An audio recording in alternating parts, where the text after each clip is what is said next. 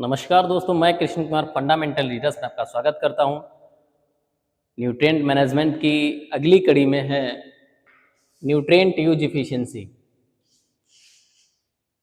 जब कभी भी हम पोषक तत्व प्रबंधन करते हैं तो उसमें आता है एक इनपुट जिसे हम कहते हैं फर्टिलाइजर, मेन्योर्स एंड फर्टिलाइजर्स। तो उस मेन्योर्स और फर्टिलाइजर का जो रेस्पॉन्स होता है वो बहुत कुछ निर्भर करता है, क्योंकि अगर हम जो भी पर कैपिटा फर्टिलाइजर अप्लाई कर रहे हैं तो उसका कितना मुझे रिटर्न मिल रहा है, जितना हमने आउटपुट दिया उसके एवरेज में हमें कितना आउटपुट मिल रहा है, यही होता है use efficiency, nutrient use efficiency. तो ये जानते हैं, nutrient use efficiency refers to the ability of plant to absorb, utilize and convert nutrient from soil, air and water into bio। बात समझ रहे नहीं? किसी पौधे की वह क्षमता जो सॉइल से, एयर से तथा एटमॉस्फेयर से न्यूट्रिएंट को एब्जॉर्ब करता है, उसको यूटिलाइज करता है तथा उसे जैविक यौगिक के रूप में उसको परिवर्तित करता है, यह प्रक्रिया कहलाती है न्यूट्रिएंट यूज इफिशिएंसी। जैसे जो न्यूट्रिएंट होता है उसको फिर किसमें कन्वर्ट किया है, सुक्रोज में, in case of sugar cane. जो न्यूट्रिएंट होता है उसको कन्वर्ट किया बायोटिक कंपोनेंट के रूप में, जो है ऑयल में ऑयल के रूप में, दाल में प्रोटीन के रूप में, रेशे में फाइबर के रूप में। तो ये सब क्या है, एक बायोटिक कंपोनेंट है, उसको फिर उस रूप में सिंथेसाइज कर देना, ये क्या कहलाता है, न्यूट्रिएंट यूज इफिशिएंसी कहलाता है। Factor affecting nutrient use efficiency, वे कौन कौन से कारक होते हैं जो पोषक तत्व उपयोग दक्षता को प्रभावित करते हैं। तो number 1, soil quality and fertility. जो मृदा की गुणवत्ता है और उर्वरता, कह सकते हैं सॉइल फर्टिलिटी और सॉइल प्रोडक्टिविटी जो है बहुत कुछ निर्भर करती है न्यूट्रिएंट यूज इफिशिएंसी के ऊपर। सॉइल फर्टिलिटी जो होती है वो निर्भर करती है कि सॉइल किस प्रकार के चट्टान से बनी हुई है। अगर वो जो है ऐसी चट्टान से बनी है जिसमें न्यूट्रिएंट, मिनरल्स, खनिज ज्यादा है तो उसकी उर्वरता अधिक होगी। अगर वो ऐसे चट्टान से बनी जिसमें मिनरल्स, न्यूट्रिएंट्स कम है तो उसकी उर्वरता कम होगी। वही दूसरी चीज है क्रॉप सिलेक्शन, फसलों का चुनाव जो है बहुत कुछ न्यूट्रिएंट यूज इफिशिएंसी को प्रभावित करता है कि आप किस प्रकार की फसलों को सिलेक्ट कर रहे हैं। इन केस ऑफ जो है अगर आप कोई देसी फसल जो है इन को सेलेक्ट कर रहे हैं तो उसका न्यूट्रिएंट यूज रिस्पॉन्स अच्छा होगा इन कंपैरेटिवली किसी दूसरी फसल को। तो वो क्या होता है कि उनका जो रिस्पॉन्स होता है वो ज़्यादा होता है, और जो दूसरी फसलें होती हैं जो हमारी हाइब्रिड क्रॉप्स हैं उनका रिस्पॉन्स कम होता है, क्योंकि ये जो है हमारे लोकेलिटी में जल्दी एडजस्ट नहीं हो पाती। दूसरा क्या है, इरिगेशन एंड वाटर मैनेजमेंट, सिंचाई एवं जल प्रबंधन। तो दोस्तों न्यूट्रिएंट यूज इफिशिएंसी जो है बहुत कुछ जो है उसका डिपेंडेंसी इरिगेशन के ऊपर डिपेंड करता है, क्योंकि जो न्यूट्रिएंट है वो डायरेक्टली एब्जॉर्ब होता नहीं है, वो पानी के साथ घुलकर एब्जॉर्ब होता है। एब्जॉर्प्शन की जो प्रक्रिया है वो है मास फ्लो, डिफ्यूजन और रूट इंटरसेप्शन। तो सबसे पहला जो है आपका मास फ्लो, जिसके द्वारा नाइट्रोजन का एब्जॉर्प्शन होता है।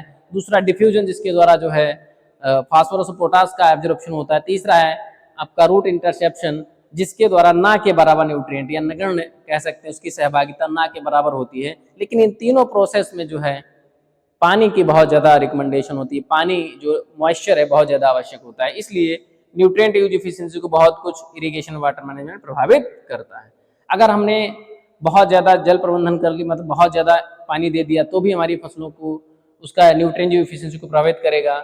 अगर हमने कम पानी दिया तो भी न्यूट्रिएंट इफिशिएंसी को प्रभावित करेगा। इसीलिए हमें क्या करना है, लिमिटेड वाटर देना है, एक्सेस वाटर को हमें रिमूव करना है। अगला आता है फर्टिलाइजर मैनेजमेंट। जो फर्टिलाइजर मैनेजमेंट है बहुत कुछ निर्भर करता है कि न्यूट्रिएंट यूज इफिशिएंसी क्या है, क्योंकि फर्टिलाइजर मैनेजमेंट का मतलब क्या है कि कब हमें फर्टिलाइजर देना है, कितनी मात्रा में देना है और किस रूप में देना है। ये जो है फर्टिलाइजर मैनेजमेंट के अंतर्गत आता है। बुवाई के समय किस फॉर्म में देना है या किस अवस्था में देना है, कहाँ पर देना है, सीड के पास देना है या सीड से दूर देना है, छिटकुआ विधि से देना है या प्लेसमेंट विधि से देना है, ये न्यूट्रिएंट यूज एफिशिएंसी को प्रभावित करता है। अगला है आपका क्रॉप मैनेजमेंट प्रैक्टिसेस। आप फसल को किस प्रकार से मैनेज कर रहे हैं, उसका बुवाई कैसा है, ब्रॉडकास्टिंग है या फिर लाइन सोइंग है, आप उसमें जो है प्लांट डेंसिटी कितनी रख रहे हैं, साथ ही साथ टिलेज ऑपरेशंस क्या हैं, इरिगेशन मैनेजमेंट क्या है, ये सारी की सारी क्या है क्रॉप मैनेजमेंट प्रैक्टिसेस होती हैं जो न्यूट्रिएंट यूज एफिशिएंसी को प्रभावित करती हैं। मान लिया आपने वीडिंग नहीं की है और आपने न्यूट्रिएंट जो है पोषक तत्व डाल दिए हैं, तो उससे क्या होगा कि जितना ज्यादा पोषक तत्व होगा वो सब खरपतवारों के द्वारा यूटिलाइज कर लिया जाएगा और हमारी फसल को जो है पोषक तत्व की कमी हो जाएगी। तो वहां पर क्या होगा, जो आप फर्टिलाइजर दे रहे हैं वो हमारे खरपतवार के द्वारा ग्रहण कर लिया जा रहा है, उसको अपटेक कर लेते हैं और पौधों में जो है न्यूट्रिएंट की डिफिशियंसी हो जाती है, तो वहां पर न्यूट्रिएंट यूज एफिशिएंसी हमारी कम हो जाती है। नेक्स्ट है माइक्रोबियल एक्टिविटी इन सॉइल। जो सूक्ष्म जीवाणु होते हैं उनकी क्रियाशीलता भी बहुत कुछ न्यूट्रिएंट यूज एफिशिएंसी के ऊपर निर्भर करती है।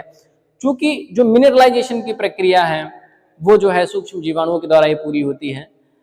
जो हम फर्टिलाइजर वगैरह देते हैं या जो हम खाद देते हैं वो आयनिक फॉर्म में होती नहीं है, तो उसको आयनिक फॉर्म में, जिस फॉर्म में पौधा न्यूट्रिएंट को अपटेक कर रहा है, उस पोषक तत्व को ले रहा है, उस फॉर्म में सूक्ष्म जीवाणुओं के द्वारा ही वो फॉर्म आती है। क्योंकि हमने जो खाद दी थी वो किस फॉर्म में थी, ऑर्गेनिक फॉर्म में, लेकिन उसको इनऑर्गेनिक फॉर्म में कन्वर्ट करने के लिए सूक्ष्म जीवाणुओं की ही आवश्यकता होती है। तो अगर हमारी सॉइल में सूक्ष्म जीवाणुओं की क्रियाशीलता कम है तो उस केस में क्या होगा, न्यूट्रिएंट यूज एफिशिएंसी हमारी घट जाएगी। सॉइल में बहुत ज्यादा फास्फोरस फिक्स है लेकिन वो सोलुबलाइज फॉर्म में नहीं है, तो उसके लिए जो फास्फोरस सोलुबलाइजिंग बैक्टीरिया अगर नहीं होगा, उसकी कमी होगी, तो फास्फोरस होते भी हमारी फसलों को यूज नहीं होगी। तो ये बैक्टीरिया का जो एक्टिविटी है बहुत ज्यादा महत्वपूर्ण होता है। इसके बाद आता है climate and weather condition. Climate और वेदर कंडीशंस भी काफी हद तक जो है हमारा न्यूट्रिएंट यूज एफिशिएंसी को प्रभावित करता है। वर्षा कितनी है, टेम्परेचर कितना है, ह्यूमिडिटी कितना है और विंड क्या है, ये सब क्या है क्लाइमेटिक कंडीशंस हैं और ये सीधा सीधा न्यूट्रिएंट यूज एफिशिएंसी को प्रभावित करती हैं। अगर ट्रांसपिरेशन बहुत ज्यादा हो रहा है तो उस केस में क्या न्यूट्रिएंट का एब्जॉर्प्शन ज्यादा होगा, बात समझ रहे हैं कि नहीं, और या बहुत ज्यादा बारिश हो गई, पानी भर गया तो न्यूट्रिएंट लीच कर जाएगा। तो ये सब चीजें क्या हैं हमारी प्रभावित करती हैं न्यूट्रिएंट यूज एफिशिएंसी को। इसके बाद आता है strategy to increase nutrient use efficiency. वे कौन कौन सी रणनीतियां हैं जो न्यूट्रिएंट यूज एफिशिएंसी पोषक तत्व उपयोग दक्षता को प्रभावित बढ़ा सकती हैं। तो सबसे पहला क्या है, सॉइल मैनेजमेंट। हम किस प्रकार से मृदा प्रबंधन करें जिससे हम पोषक तत्व उपयोग दक्षता को बढ़ा सकें। तो पहला है ऑर्गेनिक अमेंडमेंट। हमें कार्बनिक मृदा सुधारक, अमेंडमेंट का मतलब क्या होता है, मृदा सुधारक, चाहे वो हमारी सुधारक की आवश्यकता क्यों पड़ी है, हमारी मृदा कभी एल्कलाइन हो जाती है, क्षारीय हो जाती है, तो उस दशा में क्या होता है हमें अमेंडमेंट या सुधारक की आवश्यकता होती है। जैसे चूना है, जिप्सम है, पाइराइट है, ये सब क्या है सॉइल अमेंडमेंट है। अगर मृदा अम्लीय है तो उस दशा में चूने का उपयोग किया जाएगा, मृदा क्षारीय है तो पाइराइट और जिप्सम का उपयोग किया जाएगा, यह करना चाहिए। दूसरा है क्रॉप रोटेशन। हमें फसल चक्र जो है अपनाना चाहिए और फसल चक्र में दलहनी फसल का समावेश होने के साथ साथ हमें फसल चक्र के सिद्धांतों का भी अनुपालन करना चाहिए, जिससे क्या होगा कि जो सॉइल का जो न्यूट्रिएंट है उसको कंप्लीटली हम यूटिलाइज कर पाएंगे। ऐसा नहीं कि हम उथली जड़ वाली फसलें बोते जा रहे हैं तो जो अपर लेयर में न्यूट्रिएंट उनका यूटिलाइजेशन होगा, जो लोअर लेयर में उनका यूटिलाइजेशन नहीं होगा, यानी कि जो कंप्लीट सॉइल रिसोर्सेस हैं उनका यूटिलाइजेशन नहीं होगा। इसलिए क्रॉप रोटेशन के सभी सिद्धांतों को फॉलो करना चाहिए। अगर हम बात करें क्रॉपिंग, इंटरक्रॉपिंग की, तो हमें क्रॉप रोटेशन के साथ इंटरक्रॉपिंग को भी समावेशित करना चाहिए। और इंटरक्रॉपिंग में हमें मुख्यतः जो है दलहनी फसल का समावेश करना चाहिए या फिर जो है कवर क्रॉप्स लेनी चाहिए, जो क्या करेगी मॉइस्चर कंजर्वेशन का काम करती है और साथ ही साथ नाइट्रोजन स्थिरीकरण का भी काम करती है। अगर बात करें कंजर्वेशन टिलेज की, तो कंजर्वेशन टिलेज मतलब क्या होता है, संरक्षित टिलेज, जहां पर 30% फसल अवशेष लेफ्ट ऑन सॉइल सरफेस, 30% जो हमारा फसल अवशेष होता है उसको मृदा सतह पर ही छोड़ दिया जाता है। ये प्रक्रिया कहलाती है कंजर्वेशन टिलेज। यहाँ क्या होता है कि मृदा में कम से कम हम सॉइल को डिस्टर्ब करते हैं, और जब सॉइल को कम से कम डिस्टर्ब करेंगे तो क्या होगा, जो ऑर्गेनिक मैटर का डिकम्पोजिशन वो धीमे धीमे होगा। बहुत ज्यादा टिलेज कर देंगे तो वहां पर क्या होगा, ऑर्गेनिक मैटर जल्दी डिकम्पोज हो जाएगा, उस केस में क्या होगा, बहुत जल्दी न्यूट्रिएंट खत्म हो जाएंगे। अगला है कवर क्रॉपिंग। हमें कवर क्रॉप्स को उगाना चाहिए, ऐसी फसलें जो फास्ट ग्रोइंग हो, शॉर्ट ड्यूरेशन की हो और जिनमें पत्तियां बहुत ज्यादा हों और बेसिकली नाइट्रोजन फिक्सेशन करने वाली हो, ऐसी फसलों को हम लगाते हैं कवर क्रॉप्स के रूप में, जो क्या करती हैं सॉइल से में एटमॉस्फेरिक नाइट्रोजन को फिक्स करती हैं और हमारी सॉइल की फर्टिलिटी को इनरिच करती हैं। अगला है आपका फर्टिलाइजर मैनेजमेंट, पोषक तत्व प्रबंधन। तो पहला है बैलेंस फर्टिलाइजेशन। देखिए फर्टिलाइजेशन का मतलब, बैलेंस फर्टिलाइजेशन का मतलब क्या है? बैलेंस फर्टिलाइजेशन का मतलब होता है संतुलित पोषक तत्व प्रबंधन। क्योंकि हमारे पौधों को 17 पोषक तत्व की आवश्यकता होती है और 17 पोषक तत्व में जो मैक्रो न्यूट्रिएंट होते हैं और माइक्रो न्यूट्रिएंट होते हैं, रिक्वायरमेंट जो है सबकी अलग अलग होती है, लेकिन होती सबकी है। जैसे मैक्रो न्यूट्रिएंट हैं एनपीके, कैल्शियम, मैग्नीशियम, सल्फर, इनमें इनको डिवाइड किया गया फिर प्राइमरी और सेकेंडरी में। तो प्राइमरी क्या है एनपीके, सेकेंडरी क्या है कैल्शियम, मैग्नीशियम, सल्फर।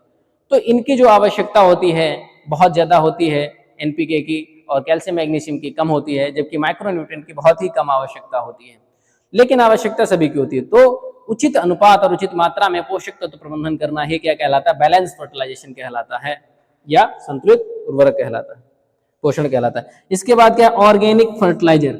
हमें जो ऑर्गेनिक फर्टिलाइजर हैं उनका उपयोग करना चाहिए, जिससे कि हमारी सॉइल में जो है उनका जो केमिकल प्रॉपर्टीज उन पर कोई प्रभाव ना पड़े। क्योंकि जो कुछ ऐसे फर्टिलाइजर्स होते हैं जो एसिडिक नेचर के होते हैं, कुछ ऐसे होते हैं बेसिडिक नेचर के होते हैं। अगर कंटिन्यूसली हम एसिडिक फर्टिलाइजर को डालेंगे या बेसिडिक फर्टिलाइजर को डालेंगे तो उससे हमारी मृदा अम्लीता और क्षारीय में कन्वर्ट हो जाएगी। फिर क्या है, स्प्लिट एप्लीकेशन ऑफ फर्टिलाइजर। देखो कुछ ऐसे फर्टिलाइजर्स होते हैं, बेसिकली नाइट्रोजन फर्टिलाइजर क्या है, नाइट्रेट के रूप में बहुत जल्दी लीच कर जाता है। तो उस दशा में उसकी इफिशियंसी को बढ़ाने के लिए हम एकदम ना करके हम उसको टुकड़ों में डिवाइड कर देते हैं, छोटे छोटे टुकड़ों में या छोटी छोटी डोजेज में उसको हम दे देते हैं। नाइट्रोजन को हम जो है full dose of P and K and half dose of nitrogen की आधी मात्रा देते हैं बुवाई के समय और आधी मात्रा को हम इक्वल पार्ट्स में डिवाइड करके 2 या 3 बार में दे देते हैं। तो उससे क्या होता है कि उसका जो ह्रास होता है वो कम होता है, इसलिए हम स्प्लिट डोजेज में देते हैं और उसकी इफिशियंसी को बढ़ा सकते हैं। इसके बाद है स्लो रिलीज फर्टिलाइजर। देखिए स्लो रिलीज फर्टिलाइजर बेसिकली हम जो हमारे नाइट्रोजनधारी उर्वरक हैं जो बहुत ही जल्दी लीच कर जाते हैं या उनका वोलेटिलाइजेशन हो जाता है, तो उस दशा में हम स्लो रिलीज फर्टिलाइजर का उपयोग करते हैं, जो धीमे धीमे through out the crop year जो है फसलों को रिलीज होते रहते हैं और फसलों को प्राप्त होते रहते हैं। ऐसे फर्टिलाइजर्स को हम स्लो रिलीज फर्टिलाइजर कहते हैं, जैसे सल्फर कोटेड यूरिया, नीम कोटेड यूरिया।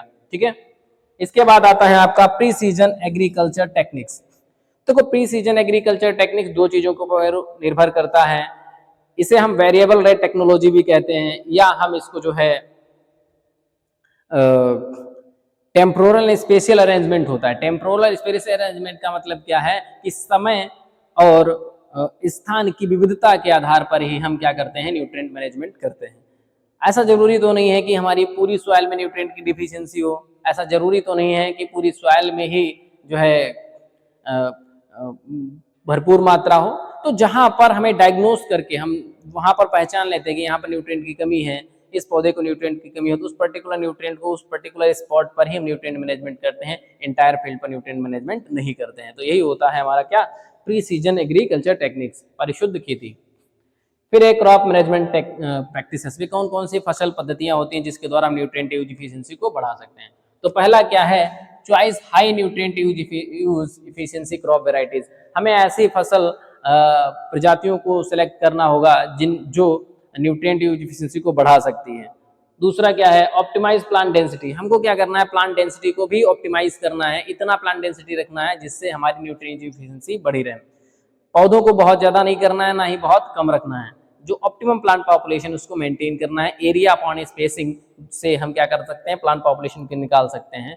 तो उसके आधार पर ही हमें क्या करना है, सीड रेट को रखना है, उसकी लाइन से लाइन की दूरी को मेंटेन करना है, जिससे कि जो हम फर्टिलाइजर दे रहे हैं उसके अकॉर्डिंग जो है प्लांट पॉपुलेशन होना चाहिए। अगर हम बहुत ज्यादा प्लांट पॉपुलेशन कर देंगे तो उस दशा में क्या होगा, फर्टिलाइजर का जो डोज दिया था वो हमने एक लिमिटेड प्लांट पॉपुलेशन के दिया था और एक्सेस हमने सीड रेट दे दिया, तो उस केस में क्या होगा, नंबर ऑफ प्लांट पॉपुलेशन ज्यादा हो गया, न्यूट्रिएंट को सभी पौधों ने ले लिया, तो न्यूट्रिएंट डिफिशियंसी पूरे पौधों में दिखाई देगी।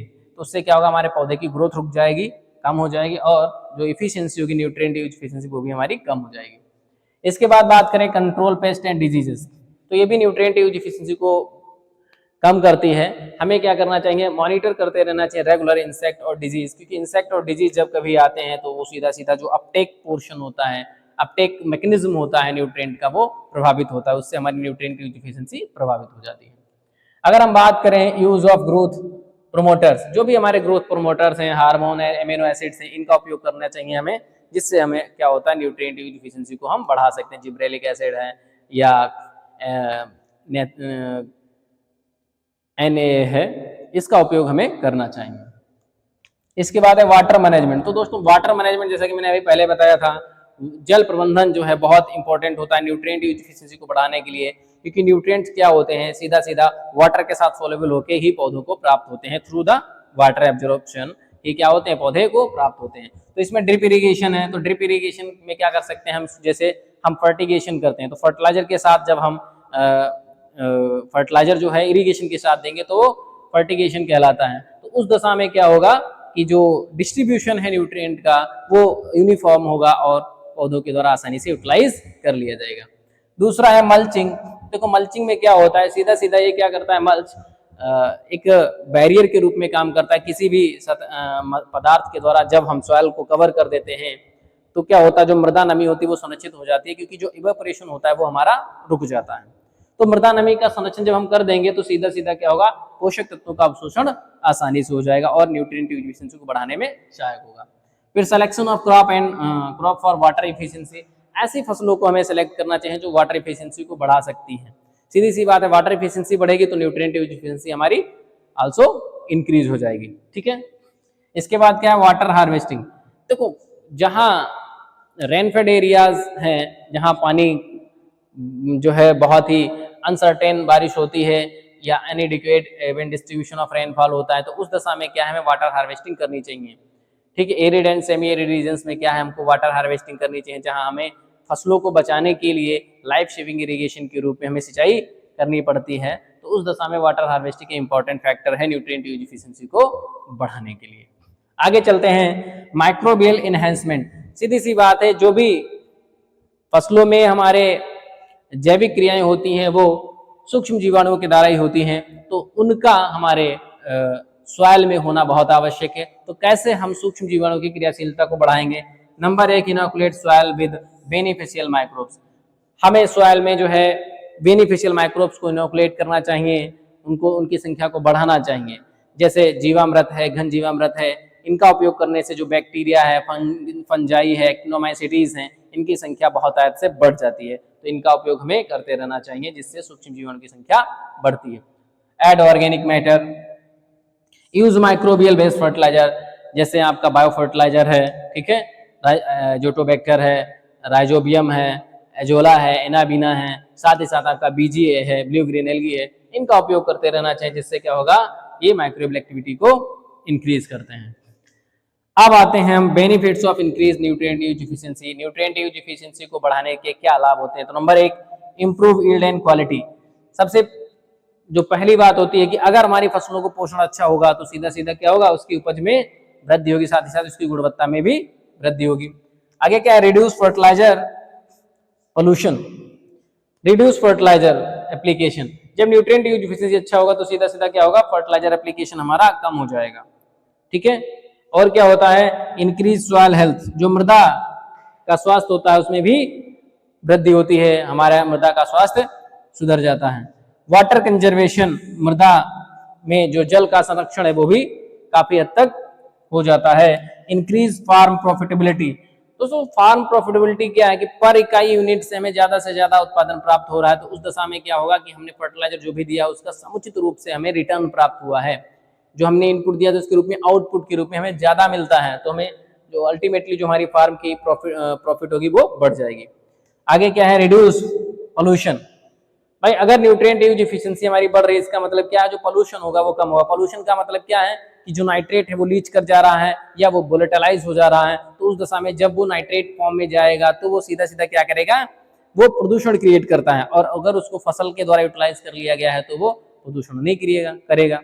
तो ये चीजें हैं कि अगर न्यूट्रिएंट यूज इफिशियंसी बढ़ेगी तो वो सीधा सीधा क्या करेगी, पोल्यूशन को कम करेगी। आगे है to increase nutrient use efficiency focus on. हमें न्यूट्रिएंट यूज एफिशिएंसी को बढ़ाने के लिए किस पर फोकस करना चाहिए? तो सीधी सी बात है, जो कारक प्रभावित करते हैं उन्हीं को हमें क्या करना चाहिए? सुधार लेना चाहिए, वो न्यूट्रिएंट यूज एफिशिएंसी को बढ़ाएंगे। पहला क्या? Soil health improvement. हमें मृदा के स्वास्थ्य को बढ़ाना चाहिए, जिससे क्या होगा? न्यूट्रिएंट एफिशिएंसी बढ़ जाएगी। सॉइल फर्टिलिटी को इनरिच कर दें, माइक्रोबियल एक्टिविटी को इनरिच कर दें। दूसरा क्या? Fertiliser use. हमें उर्वरकों का संतुलित उपयोग करना चाहिए, जिससे उसकी यूज एफिशिएंसी बढ़ेगी। और क्या? वाटर कंजर्वेशन, पानी का संरक्षण करना चाहिए। अगर पानी का संरक्षण नहीं करेंगे, पानी नहीं होगा तो न्यूट्रिएंट सोलबलाइज नहीं होगा, और सोलबलाइज नहीं होगा तो वो पौधों को प्राप्त नहीं होगा। क्या है? Crop management. हमें फसल को इस प्रकार से मैनेज करना चाहिए, चाहे उसकी प्लांट पॉपुलेशन की बात हो, चाहे सीड रेट की बात हो, उसको इस प्रकार से मैनेज करना चाहिए। टिलेज ऑपरेशन प्रॉपर तरीके से करना चाहिए, एरेशन करना चाहिए, माइक्रोबियल एक्टिविटी अच्छी होगी तो उसमें जो मिनरलाइजेशन प्रोसेस वो अच्छी होगी, अल्टीमेटली जो हमारा न्यूट्रिएंट यूज एफिशिएंसी वो अच्छा हो जाएगा। इसके बाद लास्ट में आता है माइक्रोबियल इनहेंसमेंट। ये बहुत महत्वपूर्ण है कि सूक्ष्म जीवाणुओं की जो क्रियाशीलता है या सूक्ष्म जीवाणुओं की संख्या उसको बहुत हद तक बढ़ाना है, जिससे कि जो बायोलॉजिकल एक्टिविटीज हैं उनमें जो सूक्ष्म जीवाणुओं की भूमिका होती है वो महत्वपूर्ण होती है। ठीक है, तो ये बहुत इंपॉर्टेंट टॉपिक है, इसको आप एक एक करके लिख लीजिएगा। और न्यूट्रिएंट यूज एफिशिएंसी 10 नंबर में पूछा जाता है। आशा करते हैं लेक्चर आपको अच्छा लगा होगा, और चैनल को सब्सक्राइब नहीं किया तो सब्सक्राइब कर लेना। धन्यवाद।